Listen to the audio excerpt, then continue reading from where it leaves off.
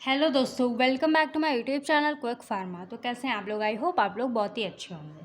तो जैसे कि आप लोगों को पता है कि हमारा सब्जेक्ट चल रहा था pathophysiology B pharmacy second semester, उसमें हमारी यूनिट सेकेंड चल रही थी और चैप्टर चल रहा था रिस्पायरेटरी सिस्टम।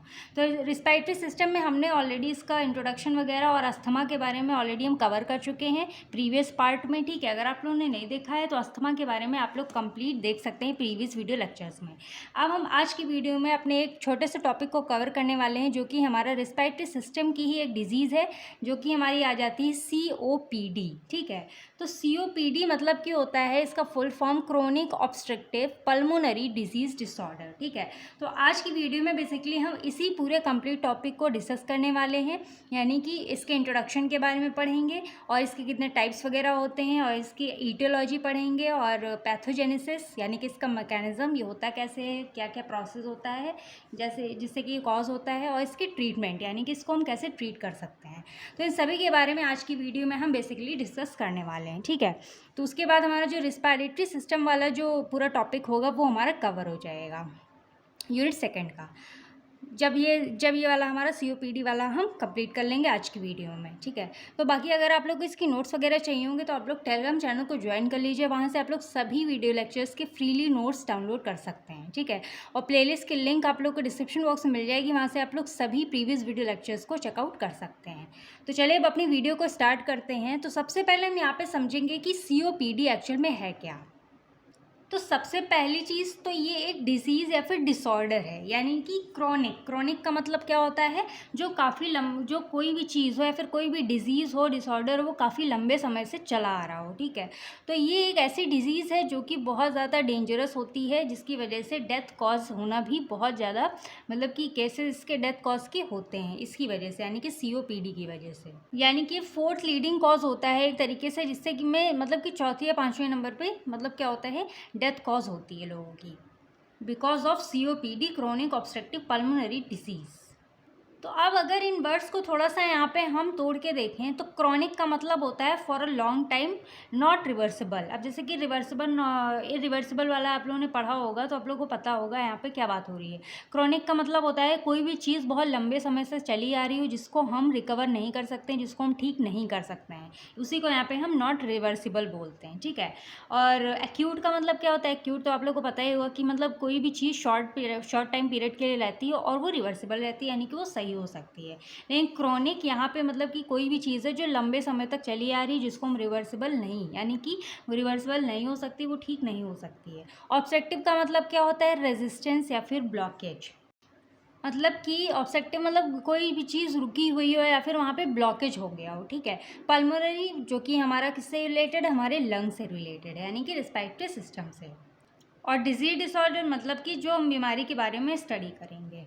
तो अगर इसके बारे में हम थोड़ा सा टेक्निकल टर्म में समझें तो COPD मतलब एक ग्रुप ऑफ लंग्स डिजीज़ होती है, यानी कि इसमें बहुत सारे ग्रुप्स होते हैं। ये एक ग्रुप ऑफ लंग्स डिजीज़ है जो कि यहाँ पे क्या कर रही है, एयर फ्लो को ब्लॉक कर देती है, जिसकी वजह से हमको सांस लेने में काफ़ी दिक्कत होती है। अब जैसे कि नॉर्मली अगर आप लोग सांस ले रहे हैं, एक बार ऑक्सीजन खींच रहे हैं और कार्बन डाइऑक्साइड एक बार छोड़ रहे हैं, ठीक है, लेकिन अगर यहाँ पे आपके कहीं भी लंग्स में अगर कहीं भी कोई डिजीज़ हो रही है या फिर कहीं भी ब्लॉकेज हो रहा है, जिसकी वजह से आपका एयर फ्लो अच्छे से नहीं हो पा रहा है, यानी कि जो एयर है वो आपके अंदर अच्छे से ट्रैकिया में नहीं पहुंच पा रही, ट्रैकिया के थ्रू लंग्स में नहीं पहुंच पा रही, फिर ब्रोंकियाई एल्वोलाई में नहीं पहुंच पा रही है, जिसकी वजह से काफ़ी ज़्यादा दिक्कत होती है, डिफ़िकल्टी होती है हमको सांस लेने में। ठीक है, अगर आप लोग को मतलब कि ब्रोंकियोल्स, एल्वोलाई और इन सब के बारे में अगर पढ़ना है, रिस्पायरेटरी सिस्टम के बारे में पूरा अच्छे से, तो आप लोग डिटेल्स में प्रीवियस वीडियो लेक्चर्स में पढ़ सकते हैं, मैंने एकदम अच्छे से समझाया हुआ है वहाँ पे। ठीक है, तो इसका मतलब यही होता है कि अगर हमें मतलब कोई भी लंग्स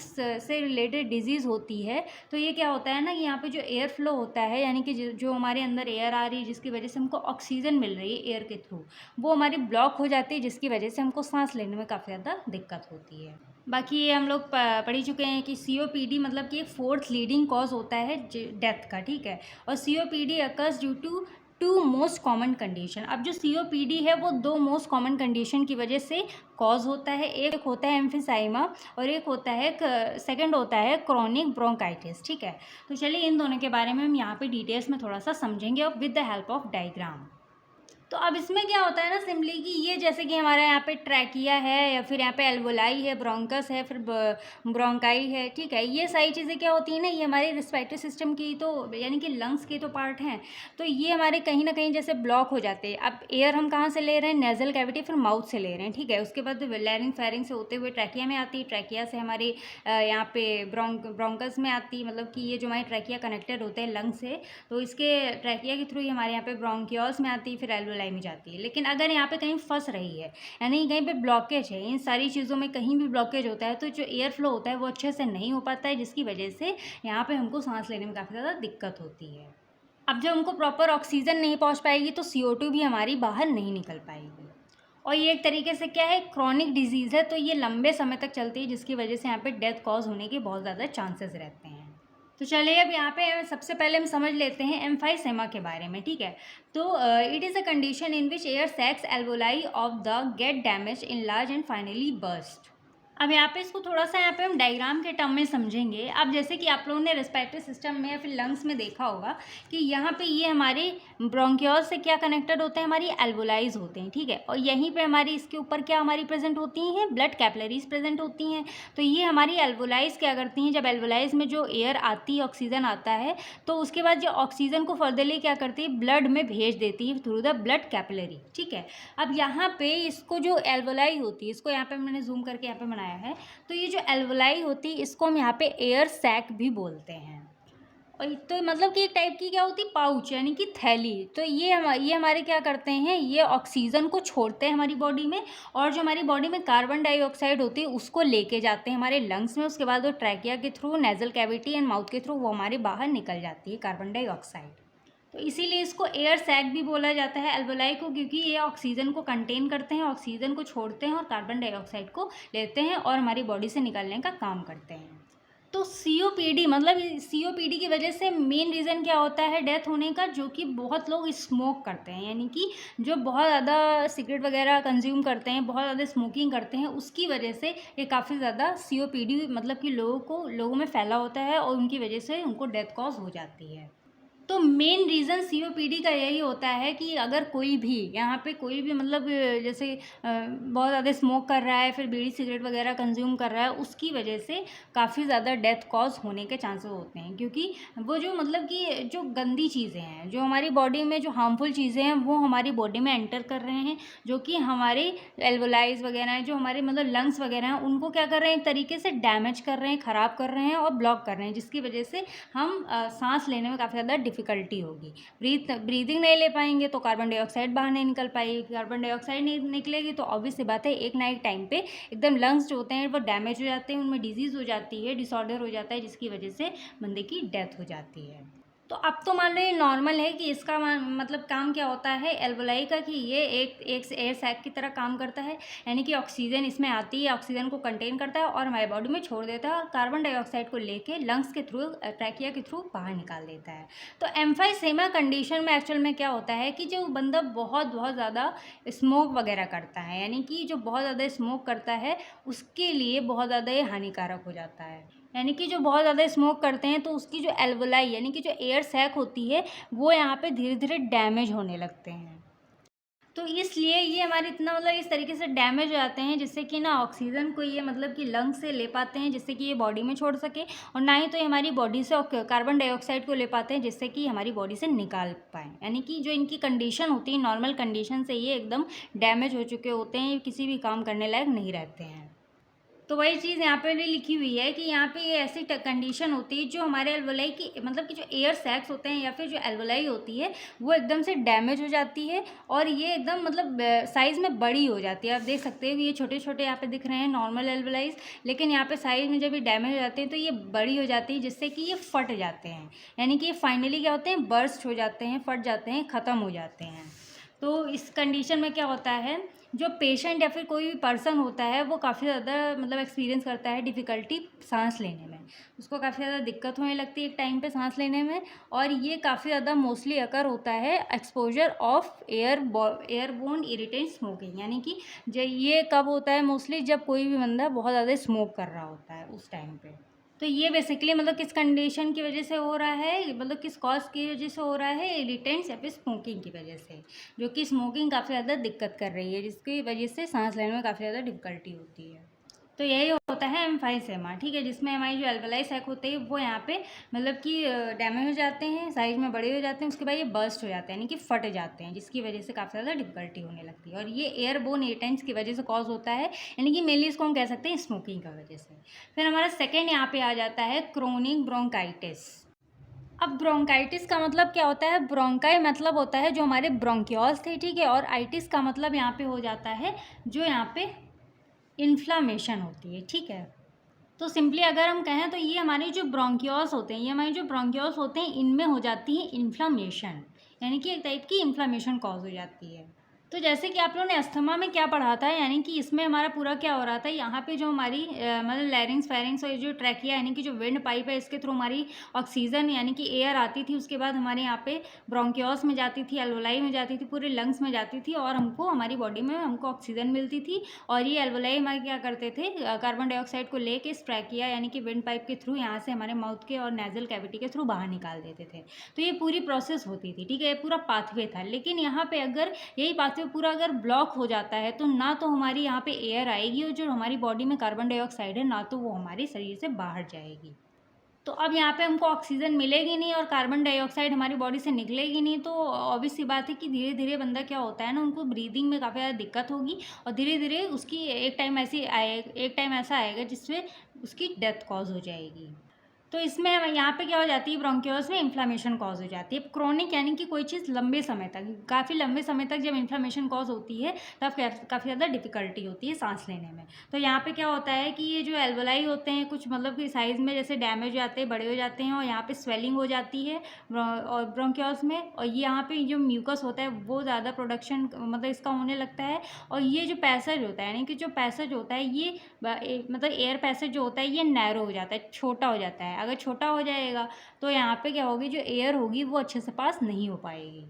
तो ये सारी कंडीशन जब आ जाती है तो यहाँ पे जो एयर है वो हमारे पास ही नहीं हो पाएगी, ना तो एल्वोलाई तक पहुँचेगी ना ब्रोंकियोल्स तक पहुँचेगी। तो यहाँ पे क्या होता है ना कि एयर मतलब ना के बराबर ही पहुँचती, बिल्कुल पहुँचती ही नहीं मान लीजिए। उसकी वजह से यहाँ पे क्या होता है, काफ़ी ज़्यादा ब्रीदिंग में दिक्कत होने लगती है।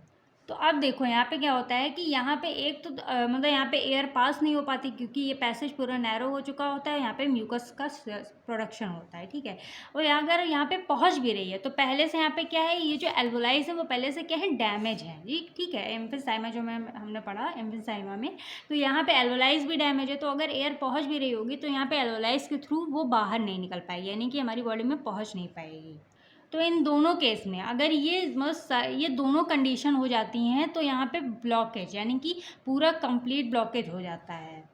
तो वही कंडीशन आ जाती है यहाँ पे कि अगर ये दोनों कंडीशंस यानी कि यहाँ पे एल्वोलाई भी डैमेज हो रही है और यहाँ पे ब्रोंकियोल्स भी इन्फ्लामेशन यानी कि ब्रोंकियोल्स भी इन्फ्लेम्ड हो रहे हैं, ठीक है। तो यहाँ पे अगर दोनों कंडीशन साथ में आ जाती हैं तब हो जाता है COPD यानी कि chronic obstructive pulmonary disease cause होती है, ठीक है। अब इस कंडीशन में क्या होता है, जब COPD कम्प्लीटली कॉज होती है तो इस कंडीशन में किसी भी बंदे की डेथ होना निश्चित ही है, क्योंकि यहाँ पे दोनों एक साथ हो रहे हैं। तो यहाँ पे क्या हो रहा है, यहाँ पे ब्लॉक हो रही है चीज़ें, ठीक है। तो जब ब्लॉकेज ही हो रही है तो यहाँ पे बिल्कुल भी एयर नहीं मिल पा रही है, वो बिल्कुल भी बंदा सांस नहीं ले पा रहा है, जिसकी वजह से एक टाइम पे उसकी डेथ हो जाती है। तो आई होप आप लोगों को एम्फिसाइमा एंड क्रोनिक ब्रोंकाइटिस के बारे में अच्छे से क्लियर हो गया होगा, ठीक है। अब यहाँ पे हम इसकी ईटियोलॉजी के बारे में पढ़ लेते हैं कि ये एक्चुअल में मतलब इसके कॉजेज़ क्या हैं, ये होती क्यों हैं। तो पहला आ जाता है एयर पोल्यूशन यानी कि इरिटेंट एंड एलर्जेंस, यानी कि कभी कभी लोग बाहर निकलते हैं जिनको मतलब पहले से ही दिक्कत होती है और बाहर भी निकलते हैं तो एयर काफ़ी ज़्यादा पोल्यूटेड होती है, वहाँ पे काफ़ी ज़्यादा एलर्जीज़ होने के चांसेस होते हैं, उनको इरिटेंसी कॉज होती है, इसकी वजह से उनको इसमें सांस लेने में दिक्कत होती है, यानी कि ये कॉज हो सकता है COPD। एंड स्मोकिंग अल्कोहल तो मेन रीज़न होता है जिसकी वजह से COPD कॉज होती है। ऑक्यूपेशनल डस्ट केमिकल्स, यानी कि बहुत लोग होते हैं जो इंडस्ट्री वगैरह में, कंपनी वगैरह में, बड़ी बड़ी कंपनीज़ में काम करते हैं, तो वहाँ पे काफ़ी ज़्यादा डस्ट होता है, फिर केमिकल्स होते हैं जो उनको काफ़ी ज़्यादा ब्रीदिंग में मतलब सांस लेने में दिक्कत करते हैं। और जो भी अगर वो सांस ले भी रहे हैं तो जो डस्ट है, केमिकल्स है, उनके अंदर ही तो जा रहे हैं, तो वो क्या कर रहे हैं, एक तरीके से लंग्स को डैमेज कर रहे हैं, एल्वोलाइज को डैमेज कर रहे हैं, ब्रोंकियोल्स को डैमेज कर रहे हैं, इसकी वजह से भी कॉज हो सकता है। फिर आता है एयर वे हाइपर रिस्पॉन्सिव, यानी कि ये जो मतलब एयर वगैरह है जो काफ़ी ज़्यादा हाइपर रिस्पॉन्सिव तो कर रही है, ठीक है। और यहाँ पे जेनेटिक फैक्टर्स आ जाते हैं, वायरल इन्फेक्शंस हो जाते हैं, वायरल इन्फेक्शन की वजह से भी काफ़ी ज़्यादा दिक्कत होने लगती है। इम्फाइसेमा हम लोग पढ़ ही चुके हैं, क्रॉनिक ब्रोंकाइटिस हम लोग पढ़ ही चुके हैं, ठीक है।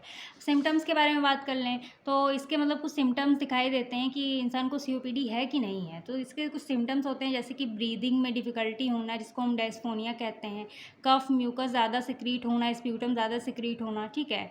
और विज़िंग का मतलब होता है, जैसे कभी-कभी बहुत लोग आप सुने होंगे कि बहुत लोग जब सांस लेते हैं तो ऐसे सीटी ऐसी बजती है, व्हिसल टाइप की बजती है, उसको यहाँ पे हम विज़िंग कहते हैं। फैटिगनेस काफ़ी ज़्यादा होना, ठीक है, थकावट सा महसूस होना, वेट लॉस यानी कि उसका वेट कम होना, चेस्ट टाइटनेस, चेस्ट में काफ़ी ज़्यादा टाइटनेस फील करना, ठीक है। तो ये उसके कुछ सिम्टम्स होते हैं COPD के।